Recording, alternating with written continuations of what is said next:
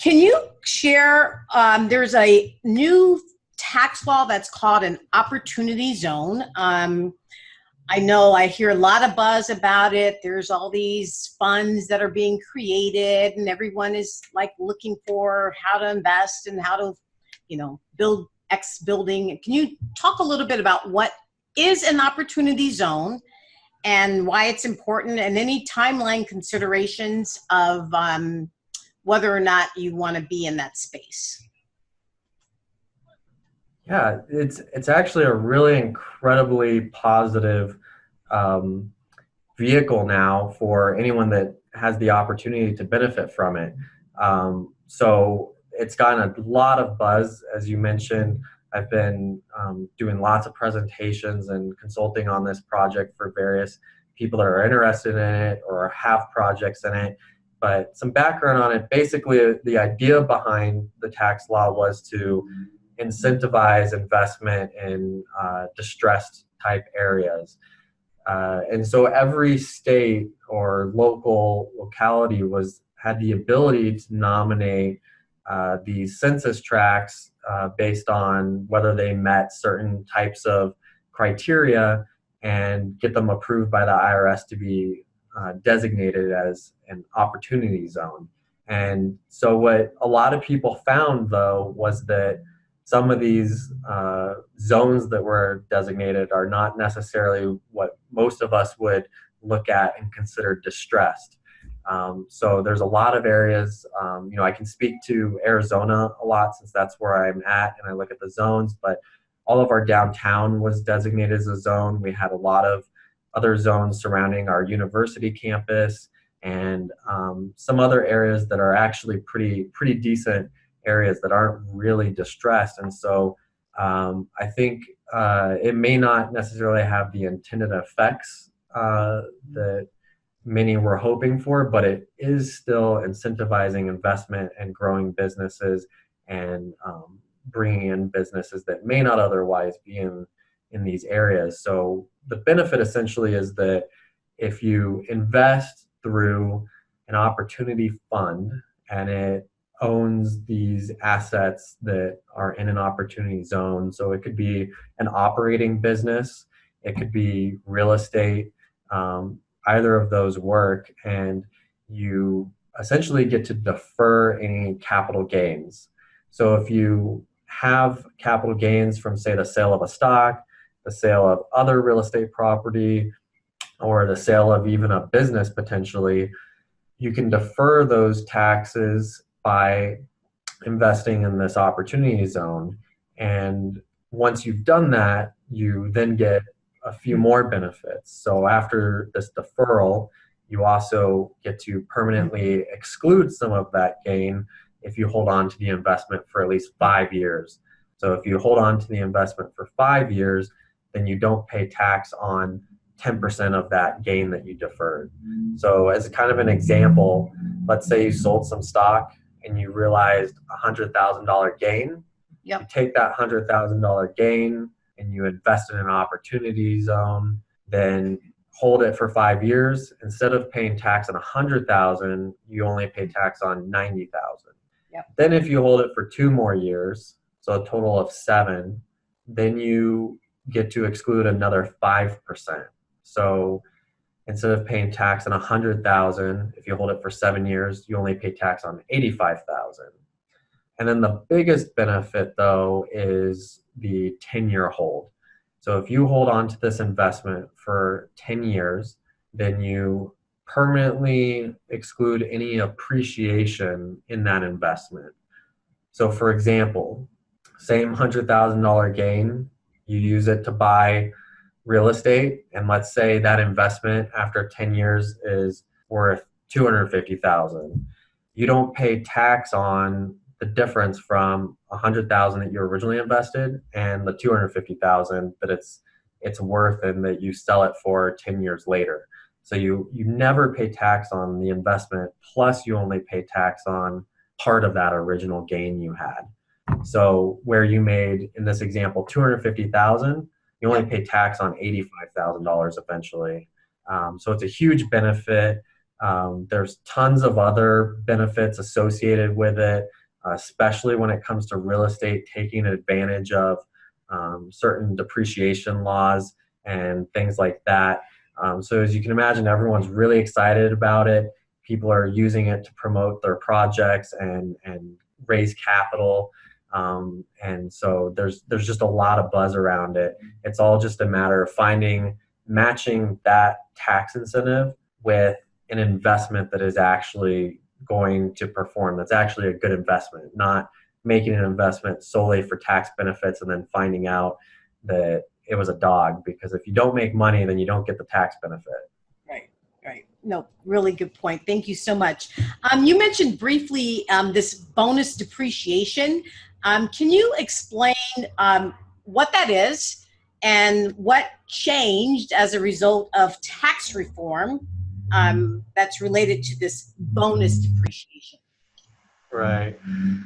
So essentially, depreciation, I don't know how basic this gets or not, but just real quickly, what depreciation is in the first place, it's essentially this deduction that you can get for tax purposes that instead of taking a deduction all in one year, you spread it out. So on large purchases like real estate, if you buy, say, an apartment complex, for example, you don't deduct the price of the purchase in the first year. Instead, you depreciate that purchase over many years, taking that deduction.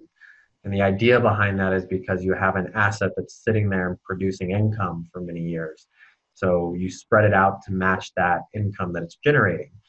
And so there's some exceptions to having to spread it out. And one of those is the bonus depreciation. And really that just comes from one of the tax codes, and it's one of the exceptions. And essentially what it says is if you have certain assets, you can just take a write-off immediately for those. So it's when you're talking about real estate, certain components of the real estate are eligible for that. So you're talking about things like the cabinetry and countertops, certain lighting fixtures, carpeting, things like that are items that don't last as long. So they are given a shorter lifespan for tax purposes that represents more closely, not exactly, of course, but more closely that period. So if you if you do a cost seg study, so that's another term I'll throw out. And essentially a cost seg study is getting an engineer into the property and breaking out the different components and associating a portion of your purchase price to those assets so that you can then take a write-off faster for them. So now, to the extent that you have a purchase and it consists of the carpeting and the cabinetry and all kinds of items like that, you just get an immediate write-off in the year you purchase it rather than having to spread it out over, many years, sometimes decades, depending on the type of property that you've purchased. There's other exceptions too. So there's bonus depreciation, and then there's another, geniusly named exception, which is Section 179. And I say it's genius because that's literally the code section it's named after, is 179. And it's just another depreciation exception. So if you don't fall under the bonus rules, potentially you fall under 179. So they made some major changes starting in 2018 for 179, where they actually, it used to be where you could only expense internal components of a building. Now you can actually take deductions for replacing a roof or replacing AC units, and a couple other items. So that's a pretty big one because obviously roofs need to get replaced. At some point it's a big expense. So being able to take that deduction in that same year is a nice benefit rather than having to spread it out over decades. Got it. No, thank you so much. So I would like to know, I'm going to shift a little bit because there's been so many changes with tax reform, and how can one find a tax advisor that actually knows their stuff like you that are able to help a client, help an individual minimize their taxes. This world of CPAs and tax advisors are not all created equal. So I just want to kind of pick your brain for what are some key things that people can actually ask in their selection criteria to find out if that CPA is someone that they would want to work with. Yeah, so I mean, that's always the challenges in any area is finding someone that is competent in whatever you're looking for, and CPAs are no different. If it was me, I think that obviously finding out who any of your friends or associates are using is a decent first start because you trust those people and hopefully they've also made good decisions. And then from there, like you said, asking the right questions. So I personally like to ask what their involvement is in whatever area you're in. So if you're in real estate, and I keep using that example because that's what I do.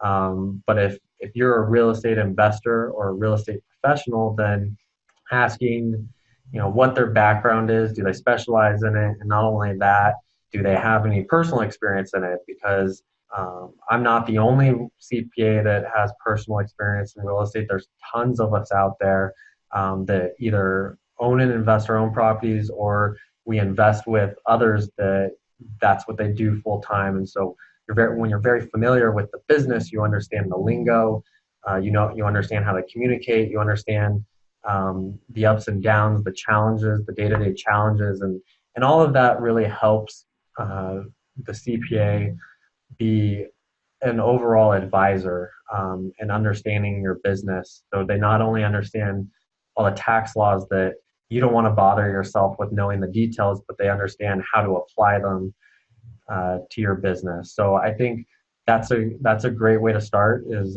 going through friends and family, finding out their background, obviously how long they've practiced, and things along those lines. And really, I think it's all about personality too. Is who do you get along with? If you get along with them really well, meet with three or four, and one may seem like they know what they are talking about, but you may not just mesh personality wise. You really want someone that's on your team that gets you as a business and as an individual. So that's really, I think, one of the major factors that is sometimes left out of that selection. Got it. How important is it for people to work with their CPAs, more than just like the April 15th timeline? I mean, a lot of, people who have jobs, they kind of do that. They only work with them at a certain time versus people like you and myself. We're kind of, talking throughout the year, with our team members. So is it more important to do that more frequently today than ever before, or is it less important? I think it's, one could make the argument that it's more important, but I think if anything, it's always been important to be in touch, depending on how much you have going on. I think that if you're just a wage earner, so all you get is a W-2 from your employer, it's probably a little less important because there's not as much planning you can do for that. Right. It's good to stay in touch when there's major changes, and hopefully they're reaching out, keeping you in mind, with the new tax law, if there's something that affects you. So that's another good way to select someone and know that they're doing a good job, is they actually reach out to you and say, hey, I noticed this change and it seems like it might affect you. Maybe you can do this, or if there's not anything you can do, plan for this. Something along those lines. If you're an investor or you are a business owner, then I think you have to be in touch a little more often, because essentially every transaction you do is a potential tax, either savings or tax hit. So anytime you purchase a property, sell a property, buy a business, sell a business, get a new customer, any kind of major change to the business, I think you should be in touch. Excuse me. And So you want to be in touch year round. You want to be in touch before the end of the year so that you can actually do things before it's too late. Because on April 15th, many times it's too late to actually change something for the tax year. So you want to do it, sometimes in the third quarter or the fourth quarter before year end, so you can either spend more money or change structure or anything along those lines. I see. So I'm going to ask about, there's different types of income. There's active income, and then there's passive income, and there's, probably others. Are those taxed differently? And, I know there's not a one size fits all, but can you share a little bit about that? And I know we're coming up to the end of our timeline, but if you're I'll, really. I'll try and keep it as short as possible. um, so in tax terms, there are two different types of, or two main types of income. There's ordinary income and there's capital gain income. And you could kind of classify them, I guess, as potentially being active and passive in certain circumstances. But ordinary income is taxed at a higher rate, and that's all your wage income and certain business income. And then you have capital gain income, which is sales of stock, sale of real estate, sale of businesses, those types of items. And so the maximum rate for that type of income is just over half the rate as ordinary. So it's 20% versus potentially 37 or higher, just federal, not even including the state. So you want, if you can, to be as much capital as possible. And then you also have um, passive and active in terms of types of ordinary income. So depending on how active you are, kind of the rules I was talking about before, where if you're passive in an investment or passive in a business, then you may be limited on some of those losses. So you sometimes either want to convert it to ordinary so you can take losses, and they're not always real losses because you have depreciation that we were talking about that is not always a true loss. It's just a deduction you can get from the tax code. So sometimes converting from passive to active is good, or if you have a lot of passive losses, trying to convert active income to passive income so you can offset it.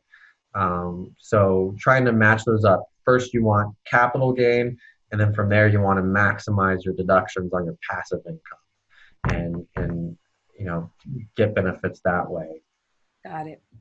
Okay, so I have a question that's kind of in the news a lot, and it has to do with our president, Donald Trump. For those that don't know who our president is, and his tax returns, because everyone keeps asking for his tax returns. So I said, if I'm going to have a CPA on the show, I want to get their opinion on why is it that people continually ask for his tax returns when during the debate he already said he does not pay taxes because he's smart when he was in the debate with Hillary Clinton. So with that being said, why is it that people continually ask for his tax returns, and why? What's your opinion? I mean, I think it's a little crazy. I mean, I think part of it is just trying to find something to dig at. I think, there's a lot of stories surrounding his tax returns and tax reform when he was getting elected. And I could just tell from reading the various articles and things that, most people, and understandably, just don't really understand how the tax code works. A lot of people think that the wealthy are taking advantage of it and they get all the benefits, and there's reasoning and incentive behind a lot of it. We're incentivizing businesses and creating jobs and building. We all need somewhere to live and shelter, and people that provide that are getting certain tax incentives that reimburses them essentially for taking risk. It's anyone can be an employee and collect a paycheck. You walk in somewhere and you can get a job. But not everyone can take risks and actually create that job. For those that don't want to, or for whatever reason take that same risk. And so there's a lot of misunderstanding, I think, about why he doesn't pay any taxes. It's not taking advantage of or cheating the system or anything. One of the reasons why he has losses are, one, he's got a lot of real estate holdings, so depreciation is huge, and that generates losses. And anyone can go out and buy real estate and get that same deduction. The other thing is that we have something called net operating losses in the tax code, that is essentially when your business loses money in a certain year, you can carry that loss into the next year to offset if it generates income. So it's a real loss that you had at some point.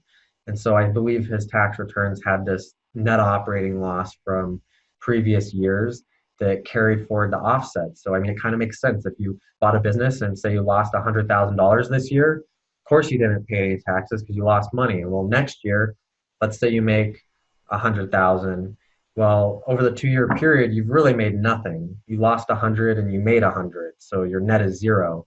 So it kind of makes sense that you shouldn't pay any tax, right? You should carry that over. And so that's another reason why, he hasn't potentially paid any tax. But I mean, anyone can really take advantage of these tax incentives. They're there to be taken advantage of. They're there to incentivize certain activities. So it's available to us all. Yep.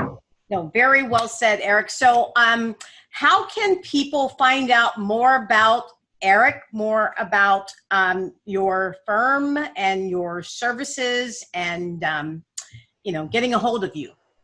Yeah, so I have a LinkedIn account, which is, can always go there and add me. We have a website, so it's beachfleischman.com, or you can just search, tax accounting in Tucson, and we'll probably come up as the first one on the search. You can search my name in Tucson, and I've got my email address on there and our phone number. So should be easy to find, and I'd be happy to talk to anyone. Excellent. Well, we're coming up to the end of our time, and I want to say a super thank you for all of your expertise. It's always too short. I would love to have you back on and to kind of invite you back at another time, and hopefully you'll be willing to take me up on that one day. Yeah, I'd love to. Yeah, thanks for having me. I'm happy to be here. All right. Well, thanks so much, and you have a great afternoon. You too. Thank you.